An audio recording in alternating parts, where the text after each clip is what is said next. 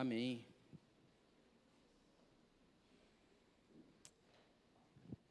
Boa noite aos irmãos. A palavra que eu vou trazer hoje está lá em 1 Reis 19, dos versos 9 aos 18. Mas antes disso eu queria orar mais uma vez. Oração nunca é demais, né? Senhor Deus, nós entregamos em Tuas mãos, ó Pai. Desde já essa palavra que vai ser trazida aqui.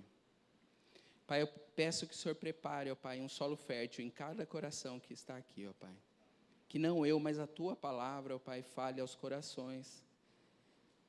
Que o Senhor, ó Pai, fale a cada um de acordo com a sua necessidade, de acordo com aquilo que o Senhor já preparou para cada um, como o Senhor já preparou para mim, ó Pai.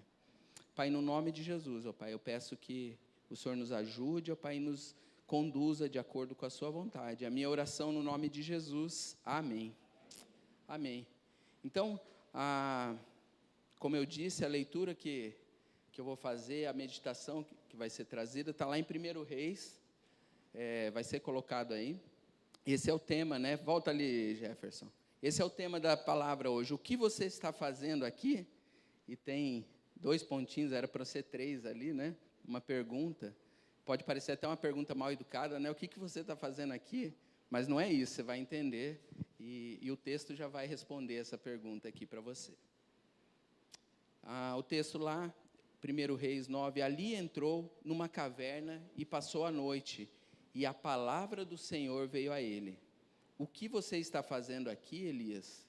Ele respondeu, tenho sido muito zeloso pelo Senhor, Deus dos exércitos. Os israelitas rejeitaram a tua aliança, quebraram os teus altares e mataram os teus profetas à espada. Sou o único que sobrou e agora também estão procurando matar-me. O Senhor lhe disse, saia e fique no monte, na presença do Senhor, pois o Senhor vai passar. Então veio um vento fortíssimo que separou os montes e esmigalhou as rochas diante do Senhor. Mas o Senhor não estava no vento. Depois do vento houve um terremoto, mas o Senhor não estava no terremoto. Depois do terremoto houve um fogo, mas o Senhor também não estava nele. E depois do fogo houve um murmúrio de uma brisa suave. Quando Elias ouviu, puxou a capa para cobrir o rosto, saiu e ficou à entrada da caverna, e uma voz lhe perguntou, o que você está fazendo aqui, Elias? Ele respondeu, tenho sido muito zeloso pelo Senhor, Deus dos exércitos. Os israelitas rejeitaram a tua aliança, quebraram os teus altares e mataram os teus profetas à espada. Sou o único que sobrou, e agora também estão procurando matar-me. O Senhor lhe disse, volte pelo caminho por onde veio e vá para o deserto de Damasco. Chegando lá, unja Azael como rei da Síria. Unja também Jeú, filho de Ninzi, como rei de Israel, e unja Eliseu, filho de Safate, de Abel-Meolá, para suceder a você como profeta. Jeú matará todo aquele que escapar da espada de Azael, e Eliseu matará todo aquele que escapar da espada de Jeú. No entanto, fiz sobrar 7.000 em Israel, todos aqueles cujos joelhos não se inclinaram diante de Baal, e todos aqueles cujas bocas não o beijaram. Aí o 19, então Elias saiu de lá e encontrou Eliseu, filho de Safate. Ele estava arando com 12 parelhas de bois e estava conduzindo a 12ª parelha. Elias o alcançou e lançou a sua capa sobre ele. Então o tema, como eu disse, né, da mensagem hoje é esse, o que você está fazendo aqui? E você viu que essa pergunta está aqui no texto, né? O que você está fazendo aqui, Elias? Uma pergunta que o Senhor faz para Elias, e ali por isso eu pus os 3 pontinhos, né? Talvez a gente possa pôr o nosso nome ali. E quando a gente está num lugar e de uma forma inesperada você encontra uma pessoa, quando você chega num lugar e talvez encontre uma pessoa meio desnorteada, assim, meio sem saber, parece que ela não sabe o que ela está fazendo naquele lugar. Talvez essa é uma pergunta que você faça para ela, né? Você conhece ela, mas você não esperava encontrar ela naquele lugar ou daquela forma. E você pergunta, o que você está fazendo aqui, fulano, né? E foi isso que Deus fez para Elias aqui. O que você está fazendo aqui, Elias? Elias vinha aqui nesse texto de 1 Reis 19 de uma grande vitória. Ele tinha tido uma grande vitória. Ele tinha acabado de vencer, derrotar os profetas de Baal, né, uma história bem conhecida. Então, ele tinha provado que o ídolo daquele povo ali, ele não tinha poder, ele não tinha, ele não era um Deus como o nosso Deus. Diante da oração de Elias, né, se você lembra da história, aquela história que ele desafia os profetas de Baal e fala, traga 2 bois aqui, né, 2 novilhos, e façam 2 altares, e chama os profetas de Baal, e chama também os profetas da deusa Azerá. Eram 450 profetas de Baal, mais 400 profetas dessa deusa, e contra Elias do outro lado, né, e fala assim, primeiro vocês, né, vocês estão em maior número, primeiro vocês tentem, faça o fogo consumir, não pode pôr fogo, né, clame a Deus e o Deus de vocês vai pôr fogo, vai consumir esse altar. E eles fizeram isso, tentaram, e o texto diz que eles inclusive se cortavam todo e oravam e ficaram o dia todo fazendo isso e não deu certo. E depois de muito tempo, que eles tentando, eles já exaustos, aí Elias clama ao Senhor, fala, Senhor, Deus de nossos antepassados, Deus de Israel, manda fogo, e o fogo veio do céu e consumiu aquele altar, né, e ele ainda fez né, um desafio maior, né, ele falou, joga água de novo, pela 3ª vez, joga mais água, né, para deixar mais difícil a tarefa de Deus, né, e o fogo veio e consumiu aquele altar. Então, é dessa história aqui, é dessa vitória que Elias tinha acabado de vir, e mais que isso, eles estavam em um período de seca, né, após essa vitória aqui que o profeta Elias tinha acabado de ter perante os profetas de Baal, ele orou e existia uma seca naquele povo de aproximadamente 3 anos e meio, e o profeta Elias orou, e até o rei Acabe estava lá, ele falou, volta para a tua terra logo, porque vai vir chuva, pode voltar logo, senão você vai pegar essa chuva. E a chuva veio, né, regou a terra, aquela chuva restauradora, a oração dele foi ouvida. O povo de Israel ali, aquele povo que estava vacilante, que já estava adorando outros deuses ali, esse povo clamou, a Bíblia fala em alta voz, né, o Senhor é Deus, só o Senhor é Deus. Ele voltou a clamar isso. Então, é diante dessa situação que Deus vem e fala isso aqui para depois, logo depois disso, né, a gente está aqui no capítulo 19, isso que eu falei está lá no capítulo 18, logo na sequência, Deus vem e fala isso. Diante dessas evidências tão fortes, né, que aconteceram aqui do poder de Deus, da manifestação de Deus, o que Elias esperava quando ele voltou, era que ele voltasse e as coisas se ajeitassem, né? As coisas iam ter uma reviravolta ali naquele povo, e perante o rei ali, o rei Acabe e Jezabel, mas não foi isso, para surpresa dele, não foi isso que aconteceu. As coisas ficaram pior ainda para ele. O que Elias teve ali no seu retorno, depois disso, né, dele derrotar os profetas de Baal, dele orar e a chuva vir, 3 anos e meio de seca, a chuva veio. O que ele teve foi um endurecimento do palácio, um endurecimento do rei Acabe e de Jezabel. Né, o rei Acabe, a história fala que ele era um rei fraco, era um rei que ele era um fantoche, assim, um marionete de Jezabel. Então, o que o rei Acabe fez, ele chegou e ele foi contar para Jezabel, olha o que aconteceu aqui, Jezabel. O Elias orou, fez isso e derrotou os profetas de Baal, e ele orou e choveu, a seca acabou, e ela, uma pessoa perversa, diante daquele triunfo que ela viu do profeta do Senhor, naquele momento que eles poderiam e deveriam ter se dobrado diante do poderio do Senhor, da grandeza do Senhor, naquele momento que eles poderiam ter chamado a nação de volta para os caminhos do Senhor, era isso que se esperava, e era isso que Elias esperava, né? Eles falaram, não, agora a gente é inimigo do Senhor, Deus, e é inimigo de Elias. E Jezabel ainda mandou um recado para Elias, falou, amanhã nesse horário mais ou menos você vai estar morto. Então ele falou, você tem 24 horas de vida. Então foi isso que aconteceu com Elias logo depois de uma grande vitória dele. E tudo isso desestabilizou ele. Tudo isso causou temor nele. Elias fugiu, né? E aqui Deus está onde ele tinha acabado de fugir. Ele foi para uma caverna e foi aí que o Senhor foi falar com ele, né? Falou, o que você está fazendo aí? Era numa caverna, ele fugindo dessa situação, porque provavelmente ele seria morto, era o que passava na cabeça dele. Então, nessa história, né, diante disso que eu trouxe aqui, algumas coisas que eu queria trazer para os irmãos, para a igreja, é o que o Senhor falou comigo. E a primeira coisa é que o agir de Deus, quando Deus age, Ele pode amolecer o nosso coração, mas Ele também pode endurecer o nosso coração. E foi o que a gente viu aqui. Quando Deus age, Ele pode amolecer o nosso coração. O agir de Deus para aqueles que são dEle, o agir de Deus para aqueles que buscam o Senhor, Ele serve para amolecer o coração. Quando você sente o agir de Deus, e não tem nada melhor do que sentir o agir de Deus, seja em nós, seja nos nossos, aqueles que estão próximos da gente, seja na nossa comunidade,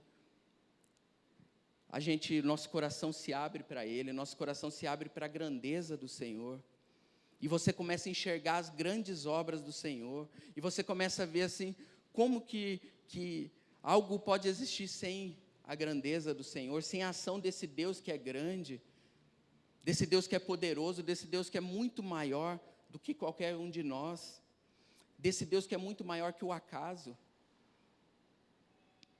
Tudo isso, né, deve amolecer o nosso coração, deve amolecer o coração daqueles que buscam o Senhor. E daí eu comecei a pensar, assim, quando eu estava meditando sobre isso, eu comecei a pensar de algumas coisas que mostram para mim a grandeza de Deus, e são percepções minhas, suas podem ser diferentes, ou podem ser iguais, podem ser totalmente diferentes, né? E eu comecei a lembrar, por exemplo, né, algo que talvez seja, a maioria aqui já tenha ido, nas Cataratas do Iguaçu. Quando eu chego lá nas Cataratas do Iguaçu, né, que a gente começa a descer ali aquela trilha que tem ali, e você começa a ouvir o som das águas, aquele som alto, e vai aumentando conforme você vai descendo lá, e você começa a ver aquele volume de água gigante que vai se avolumando conforme você vai chegando mais para baixo ali. Aquilo ali é uma das coisas que mostra para mim a grandeza do Senhor. Eu lembro lá da palavra do Senhor que diz que a voz do Senhor é como o som de muitas águas, né? Está lá em Ezequiel, está lá em Apocalipse, né? Em alguns lugares da Bíblia fala isso, que a voz do Senhor é como o som de muitas águas. E eu começo a ouvir aquilo lá, para mim, traz uma certeza da presença de Deus ali. Não tem como a gente não ver Deus revelado naquilo ali, naquela grandiosidade natural que é aquilo, esse Deus criador. Quando eu estou na frente do mar, né, você chega no mar e começa a olhar aquela imensidão do mar, e aquilo lá que você olha e você não consegue ver o fim daquilo, né, a grandeza daquilo, não tem como você não ver Deus naquilo. Não tem como você pensar que não existe um Criador diante disso.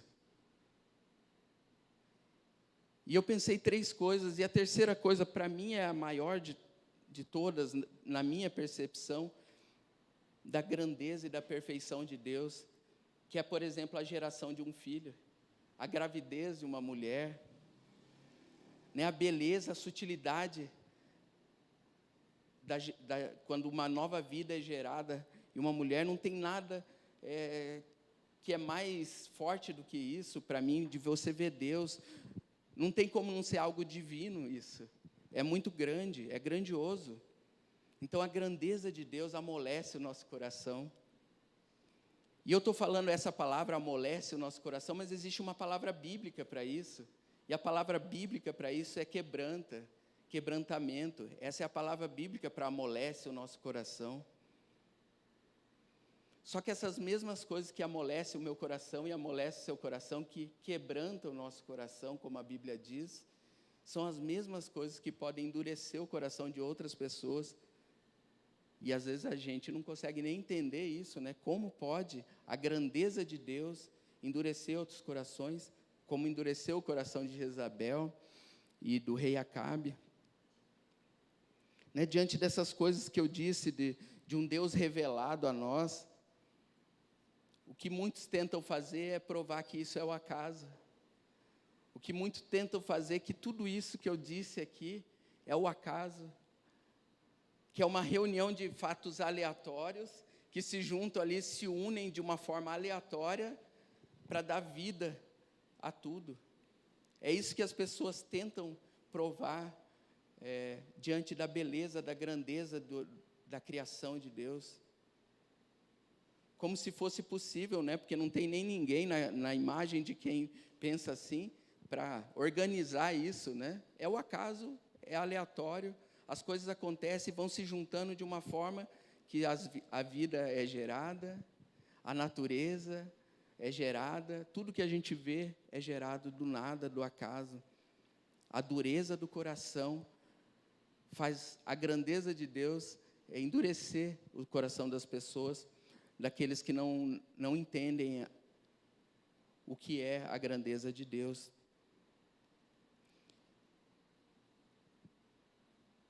E foi o que aconteceu lá com o rei Acabe, com Jezabel, né? Eles viram os grandes feitos que tinham acontecido através da vida de Elias, do profeta Elias.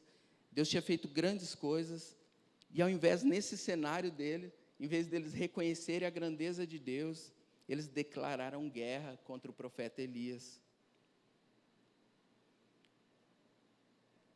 Então, sempre que a gente vê Deus agir, eu tenho certeza que você tem visto Deus agir na sua vida, na minha vida, na vida da comunidade. Quando você vê a grandeza de Deus nos eventos naturais, a gente tem que reconhecer que a gente está diante de algo grandioso de Deus. Mas diante de tudo isso, a gente tem essas duas formas para reagir, para agir. A gente pode amolecer o nosso coração, a gente pode quebrantar o nosso coração, mas a gente pode endurecer também. Então, o primeiro convite dessa palavra aqui é isso: deixe seu coração ser amolecido, ser quebrantado pelo Senhor, diante das suas grandes obras. Enxergue como Deus tem abençoado a sua vida. Olhe ao seu redor como coisas boas existem, coisas boas estão acontecendo na sua vida. Eu tenho certeza disso. A grandeza de Deus, ela é muito visível, né? Talvez muitos não enxerguem, mas ela é muito visível. Até nas coisas mais simples da vida, a grandeza de Deus, ela é visível. A gente precisa enxergar isso, a gente precisa reconhecer as bênçãos, a gente precisa se quebrantar na presença do Senhor, diante dEle, diante dos grandes feitos dEle. Esse é o primeiro convite que é feito aqui: não endureça seu coração. Pelo contrário, quebrante seu coração. O mesmo fato que quebranta o coração de um é o mesmo fato que vai endurecer o coração do outro. Então, não seja aquele que deixe seu coração ser endurecido, seja quebrantado pela presença e pela grandeza de Deus. Mas, em segundo lugar, esse, como eu disse, é um texto muito conhecido da Bíblia, né? Talvez todos ou muitos aqui já leram, já viram, talvez não lembravam a referência dele, onde ele está na Bíblia, mas já leram, já viram, já ouviram uma pregação, né? Ele é um texto muito conhecido, mas ele é muito conhecido exatamente por isso. Ele mostra as variadas formas que Deus age. E os versículos 11, 12 e 13, ele mostra isso também. E eu vou ler novamente. O Senhor lhe disse: saia e fique no monte, na presença do Senhor, pois o Senhor vai passar. Então veio o vento fortíssimo que separou os montes e esmigalhou as rochas diante do Senhor, mas o Senhor não estava no vento. Depois do vento houve um terremoto, mas o Senhor não estava no terremoto. Depois do terremoto houve um fogo, mas o Senhor não estava nele. E depois do fogo houve um murmúrio de uma brisa suave. Quando Elias ouviu, puxou a capa para cobrir o rosto, saiu e ficou à entrada da caverna. E uma voz lhe perguntou: o que o Senhor está fazendo? O que você está fazendo aqui, Elias? Foi na serenidade do murmúrio, né, de uma brisa suave que Deus falou para Elias, é o que esse texto está falando. Veio o terremoto, veio um vento forte, e não era ali que o Senhor estava, ele estava na serenidade do murmúrio de uma brisa suave. E essa mensagem ela é muito atual. Como a gente tem buscado Deus, né, em meio ao barulho, como a gente tem buscado a Deus no meio do movimento, no meio da agitação. Muitas vezes é aí que a gente tem buscado ao Senhor. E muitas vezes é no murmúrio de uma brisa suave que Deus se manifesta. A gente tem dificuldade de ter tempo a sós com Deus. A gente tem dificuldade de deixar Deus falar com a gente.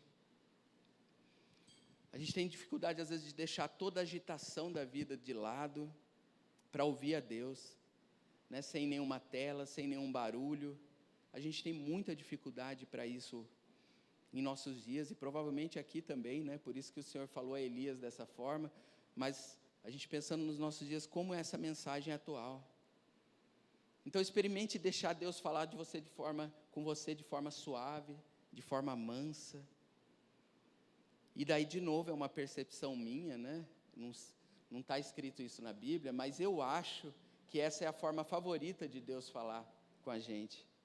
Essa é a forma favorita de Deus agir. E não é só porque a gente é presbiteriano, né, pastor? E a gente tem esse estilo mais calmo, mais suave, né? Eu acho que não é só por isso, mas eu realmente acredito que Deus é suave na forma dele agir. Eu acredito que o Espírito Santo ele é educado, né? Ele fala com a gente, ele não grita com a gente. Que ele quebranta o nosso coração. Ele nos move em direção a Deus. Essa é a ação do Espírito Santo, né? Ele quebranta o nosso coração, ele leva a gente a Deus de uma forma mansa, de uma forma suave. E aqui, Elias, como eu disse, ele estava mostrando sinais de esgotamento. Um esgotamento psicológico, um esgotamento espiritual também. Era isso que Elias estava mostrando aqui. E essa brisa vem exatamente simbolizar isso, né? Um consolo de Deus sobre a vida de Elias. Um consolo daquele que acalma a ansiedade, daquele que restaura o ânimo do profeta Elias. Essa brisa suave vem simbolizar isso, essa calma, essa suavidade do Espírito sobre a vida do profeta. E é isso que ele está propondo para você hoje também. De você buscar ele de uma forma mansa e suave. Então esse é o segundo ensinamento que a gente pode tirar desse texto, da gente dar oportunidade para Deus falar com a gente. Às vezes a gente tem tentado falar muito com Deus, e no meio do movimento, da agitação, e não tem deixado Deus falar com a gente numa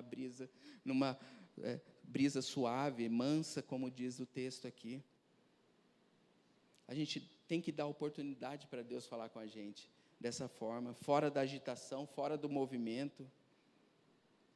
Então faça esse exercício na sua vida, é um exercício que você faz, né? Nos dias atuais você conseguir parar, e você conseguir deixar Deus falar com você, é um exercício, porque se a gente não fizer esse exercício, a gente não dá oportunidade para Deus falar com a gente dessa forma.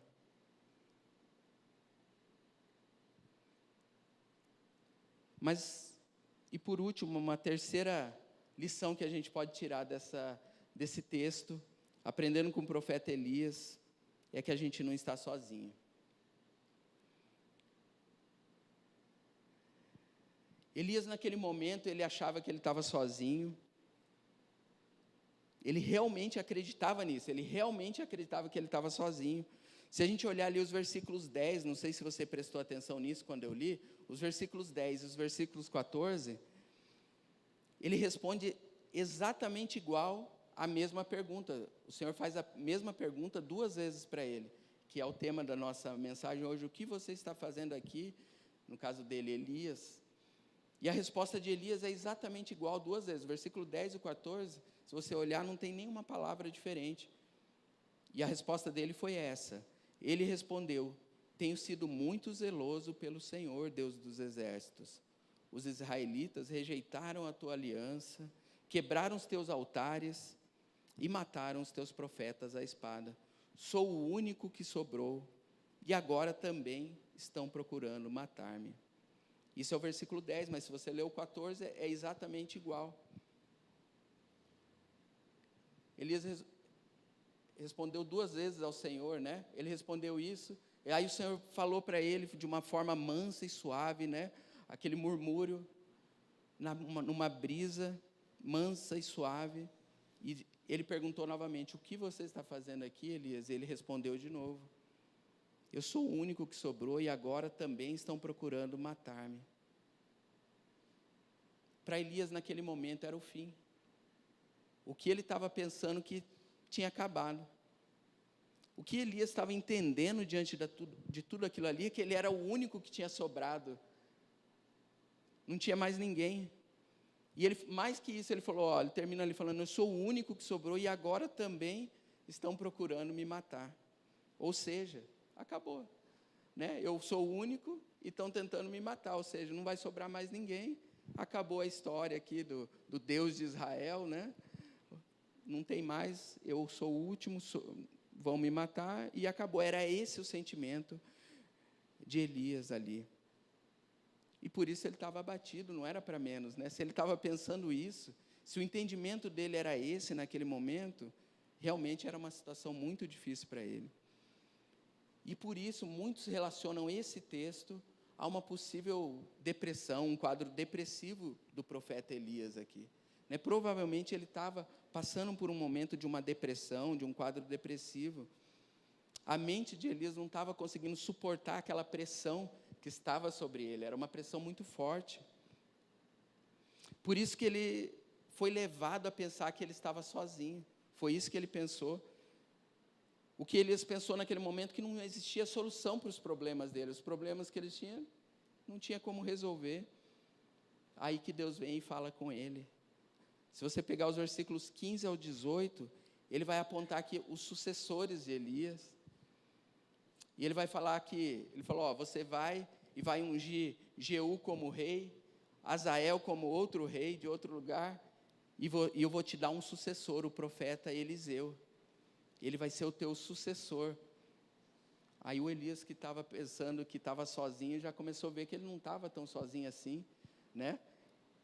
Deus estava falando, você vai ungir esse rei, aquele rei, e o teu sucessor, o profeta Eliseu. Você não está só.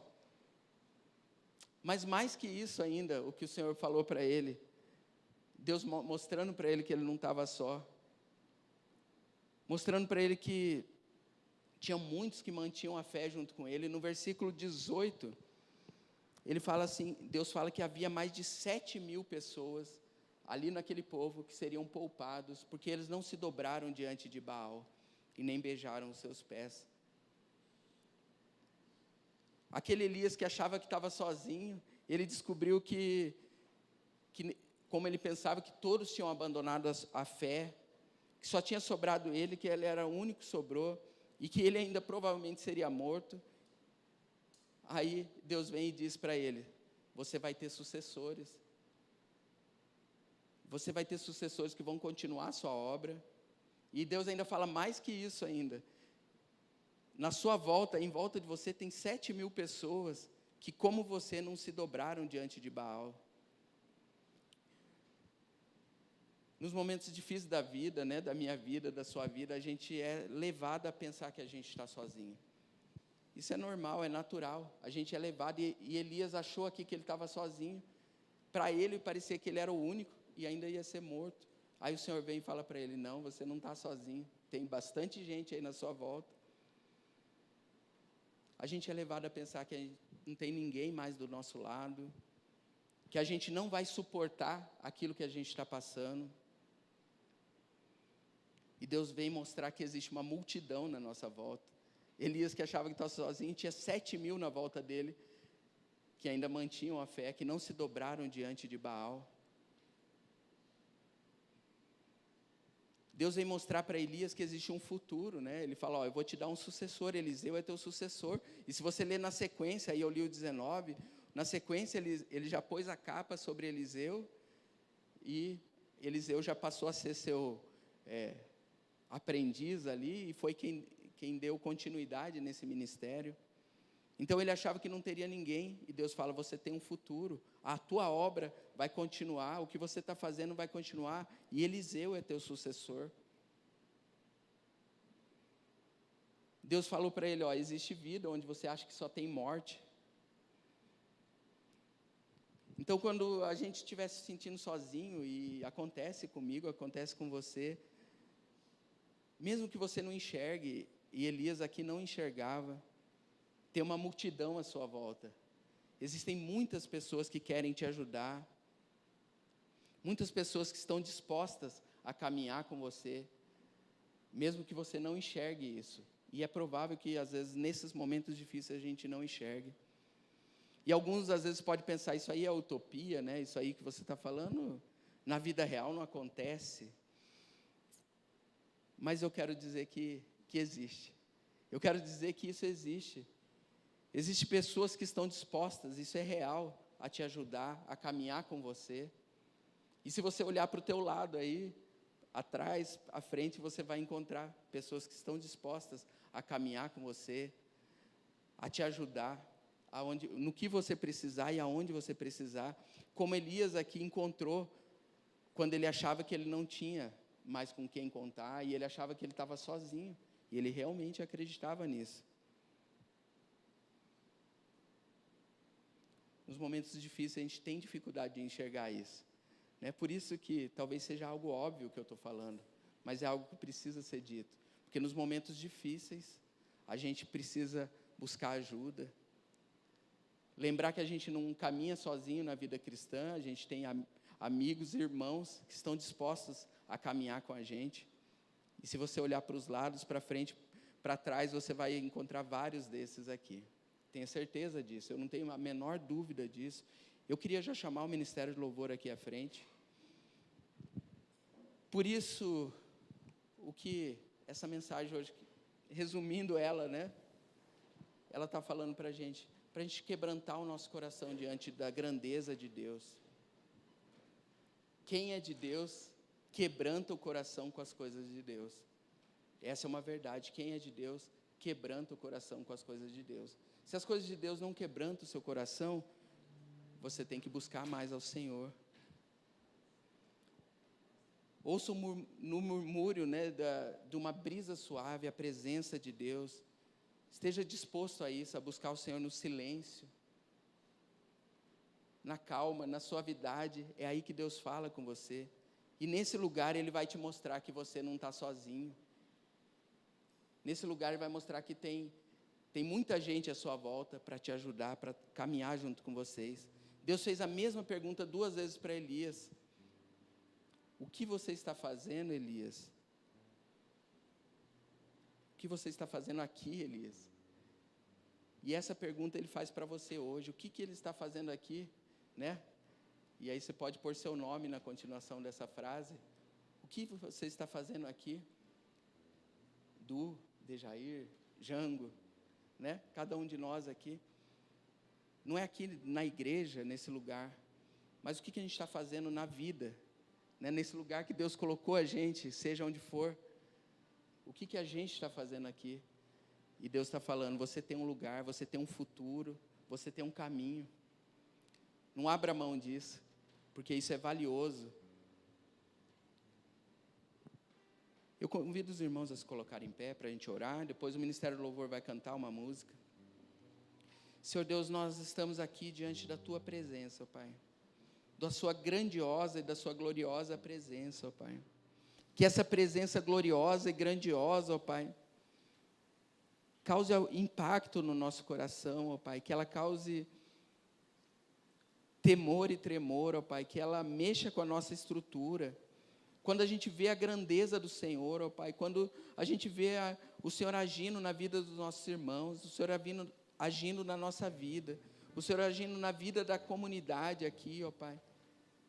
Que isso possa quebrantar o nosso coração. Que isso possa trazer vontade de buscar mais ao Senhor, ó Pai. Que isso possa trazer em nós, ó Pai, vontade de servir mais ao Senhor. Vontade de ajudar o próximo, ó Pai. Que a gente não fique nunca inerte à Tua palavra, à Tua grandeza, à Tua grandiosidade, ó Pai. E que principalmente a gente nunca endureça o nosso coração diante da grandeza do Senhor, ó Pai.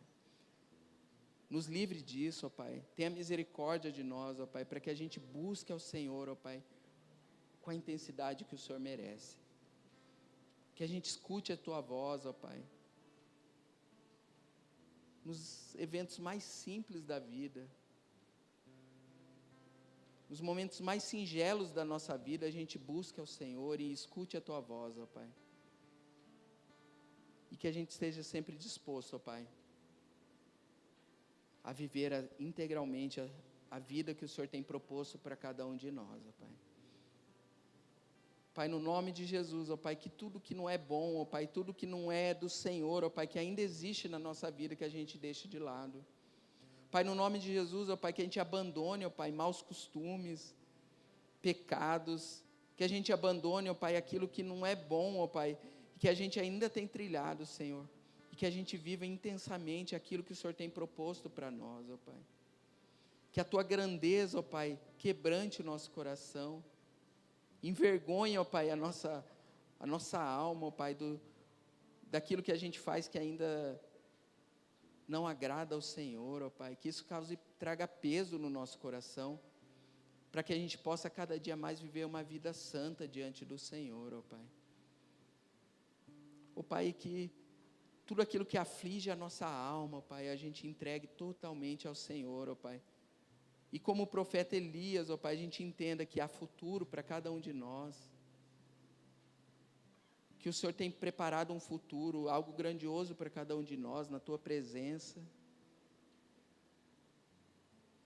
Mostre isso, ó Pai, principalmente daqueles que têm passado momentos de dificuldade na sua vida. Que a Tua luz mostre, ó Pai, raie nesses corações. E que a presença dos irmãos ao seu lado, ó Pai, possa abençoar, fortalecer, ó Pai, para caminhar junto. E estar junto a cada momento da vida, ó Pai. Essa é a nossa oração no nome de Jesus. Amém.